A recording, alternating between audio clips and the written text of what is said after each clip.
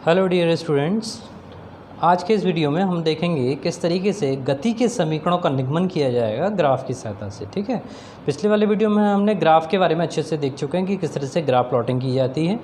यहाँ पर गति के समीकरणों को समझने से पहले थोड़ा सा ग्राफ को समझ लीजिए। इस ग्राफ में समय एक्स अक्ष पे शो किया गया है, दिखाया गया है, वहीं पर वेग जो है वो वाई एक्सिस पे शो किया गया है।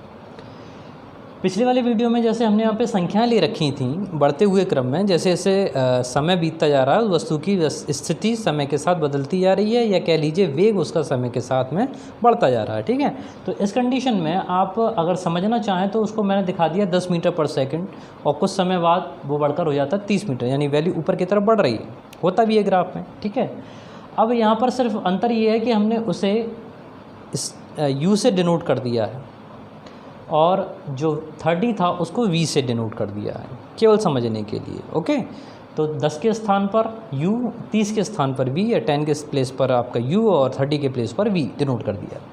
ठीक है, समय t1 यानी प्रारंभिक समय जो यहाँ से स्टार्ट हो रहा है उसकी वैल्यू 0, t2 अंतिम समय जब इसका वेग बढ़कर कितना हो गया v हो गया, तो उस समय उसका वेग समय t। हम लोग जा रहे हैं गति के समीकरणों का निगमन करने के लिए, जो सबसे पहले गैलीलियो द्वारा दिए गए थे। ठीक है, थोड़ा सा इन समीकरणों पर निगाह रख लें। तो पहला जो समीकरण है वो है v बराबर u प्लस ए टी के लिए, v equals to u plus a t. ठीक है, अगर इसको सदिश राशियों के फॉर्म में लिखना चाहें या वेक्टर क्वांटिटीज़ की फॉर्म में लिखना चाहें तो आप वेक्टर लगा के डिनोट कर सकते हैं। तो v आपका फाइनल वेलोसिटी, u आपकी इनिशियल वेलोसिटी, a आपका त्वरण यानी एक्सेलरेशन, t के ऊपर वेक्टर नहीं लगाएंगे क्योंकि t एक स्केलर क्वांटिटी है, एक अदिश राशि है, जबकि v, u और a जो है वो आपकी सदिश राशियाँ हैं या वेक्टर क्वांटिटीज़ है। क्लियर। दूसरे की बात कर लें, सेकंड लॉ।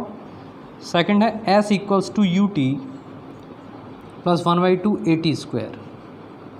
ठीक है, क्या मतलब हुआ, s जो है वो एक सदिश राशि है, एक विस्थापन है, निश्चित दिशा में किया गया विस्थापन। ठीक है, u आपका इनिशियल वेलोसिटी, t के ऊपर वेक्टर नहीं लगाएंगे, a के ऊपर वेक्टर का quantity, a is also a vector quantity. ठीक है, थर्ड पे आ जाइए। तीसरा है v square equals to u square plus 2 a vector dot s vector.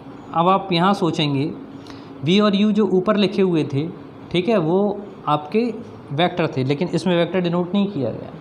वो इसलिए नहीं किया गया कि अगर सेपरेट लिखेंगे तो आप लिख सकते हो कि v vector dot v vector, लेकिन v स्क्वायर लगा रहे हो तो नहीं लिखा जाएगा। ठीक है, इसका रूल है u vector dot u vector plus 2 a vector dot s vector. तो इन तीनों ही डेरिवेशंस का हम लोगों को निगमन करना है। तो उस निगमन में हम सबसे पहले स्टार्ट करते हैं पहले वाले समीकरण से, v vector equals to u plus a t से। ठीक है, तो इसमें देखेंगे ज़रा समय वेग संबंध, समय और वेग का संबंध होगा, और उस समय और वेग के संबंध से आपको पहला समीकरण b equals to u plus a t कैसे मिलेगा। देखिए यहाँ पर आप देख रहे हैं कि एक रेखा दिखाई दे रही है, a से लेके b तक कुछ डिनोट कर रही है। a पर इसका अगर वेलोसिटी कहा जाए तो आप कहेंगे ग्राफ के अकॉर्डिंग u है, बिंदु b पर यानी आफ्टर t समय, t सेकंड या t समय के पश्चात उस वस्तु का वेग u से बढ़कर हो जाता है v, किस बिंदु पर, बिंदु b पर। चित्र के माध्यम से समझें कि भाई एक बिंदु था A और दूसरा बिंदु आपका था B। A बिंदु से B बिंदु तक के बीच का जो विस्थापन है वो है आपका S। यहाँ से वस्तु ने चलना प्रारंभ किया u वेग से, t समय के पश्चात वस्तु पहुँची आपके बिंदु B पर। कितना वेग था वहाँ पर, उसका अंतिम वेग था v। ये सब जो क्वांटिटीज़ आपको दिखाई दे रही हैं, u दिखाई दे रहा है, v दिखाई दे रहा है, t दिखाई दे रहा है। ठीक है, तो इन्हीं सब के बीच में हमको रिलेशन बनाना है। तो उस रिलेशन को बनाने के लिए थोड़ा सा इसकी भाषा देख लेंगे। भाषा है कि इसमें आपको लिखना भी पड़ता है, तो अच्छे से समझ लीजिए, ज़्यादा टिपिकल नहीं। बच्चों को अक्सर थ्योरेटिकल मैटर में थोड़ा प्रॉब्लम आती है कि इसमें सर लिखा क्या जाएगा। तो लिखने से वही लिखना है जो आप वहाँ पर कर रहे हैं। ठीक है, जो आपने डिनोट किया, जो आप प्रदर्शित करना चाहते हैं, उसी चीज़ को आपको वहाँ लिखना है। तो माना वस्तु प्रारंभिक वेग u से चलना प्रारंभ करती है। ठीक है, वस्तु जो है वो u वेग से चलना प्रारंभ कर रही है। ठीक है, टी समय पश्चात उसका वेग कितना हो जाएगा, अंतिम वेग v हो जाएगा। ये आगे की लाइन आप अपने आप लिखिएगा, ठीक है। मैं फिर से बोल देता हूँ, क्या लिखेंगे, तथा टी समय पश्चात उसका अंतिम वेग v हो जाता है। तब त्वरण की जो परिभाषा होगी, वो त्वरण की परिभाषा क्या कहेगी, त्वरण जो निकलेगा वो इस रेखा के द्वारा निकलेगा। जो रेखा आप यहाँ पर देख रहे हो, ये रेखा जो लाइन ए बी है, इसका टेंजेंट आपको निकालना पड़ेगा, इसकी प्रवणता आपको निकालनी पड़ेगी, ठीक है। प्रवणता क्या होती है, तो प्रवणता निकालने के लिए आप लिखेंगे त्वरण ए बराबर ए इक्वल्स टू क्या, रेखा, कौन सी रेखा है, रेखा ए बी की प्रवणता। जो त्वरण है वो रेखा ए बी की प्रवणता के बराबर होगा। क्लियर है। अब देखिए, तो ए इक्वल्स टू, प्रवणता का मतलब क्या होता है भाई, टेन थीटा, टेंजेंट निकालना पड़ेगा आपको।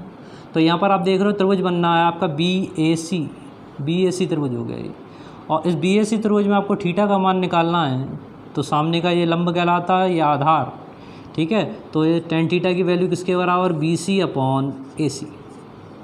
अब बस इन ए सी और बी सी का मान आपको ग्राफ की सहायता से रखना पड़े, ठीक है। ग्राफ को अच्छे से देखिए इस बी सी का मान कैसे निकलेगा। अगर पूछा जाए इतनी वैल्यू कितनी है, तो आपको दिखाई दे रहा है 30 में से 10 को माइनस कर दो, लेकिन हम 30 और 10 तो लेके नहीं चल रहे हैं। हमने भाषा में क्या लिखा है, वी और यू लिखा है। तो सिर्फ क्या करो, यहाँ 30 में से 10 को माइनस करने की कह रहे हैं, अंतर करेंगे केवल क्या करते हैं, वी में से यू को माइनस कर दो, ठीक है भाई। तो बी सी का मान किसके बराबर, वी माइनस यू के बराबर। तो इसको आप क्या लिखेंगे, a equals to v minus u upon a c का मान ठीक ऐसे ही T2 माइनस T1। अब सबकी वैल्यू प्लेस कर दीजिए, ए इक्वल्स टू आएगा वी माइनस यू, T2 की वैल्यू कितनी है भाई, T माइनस T1 की वैल्यू किसके बराबर, 0, ठीक है। क्या बचेगा, केवल यहाँ बचा, इक्वल करके लिख लीजिए v minus u upon t, a का टी के साथ multiply, a t equals to v minus u इधर भेजोगे तो प्लस का हो जाएगा, हो जाएगा आपका u plus a t equals to v, अथवा करके आप पूरा का पूरा क्वांटिटी लिख सकते हो v equals to u plus a t, जो आपका पहला वाला समीकरण निरूपित करता। तो इस तरीके से आपने रेखा, इस ग्राफ में रेखा ए बी की प्रवणता निकाल के त्वरण के द्वारा इस संबंध को पता कर लिया, जो गैलीलियो का प्रथम गति का समीकरण कहलाता है। इसको हम कहते हैं v equals to u plus a t, ठीक है। अब इसके बाद हम देखेंगे सेकंड समीकरण, दूसरा समीकरण।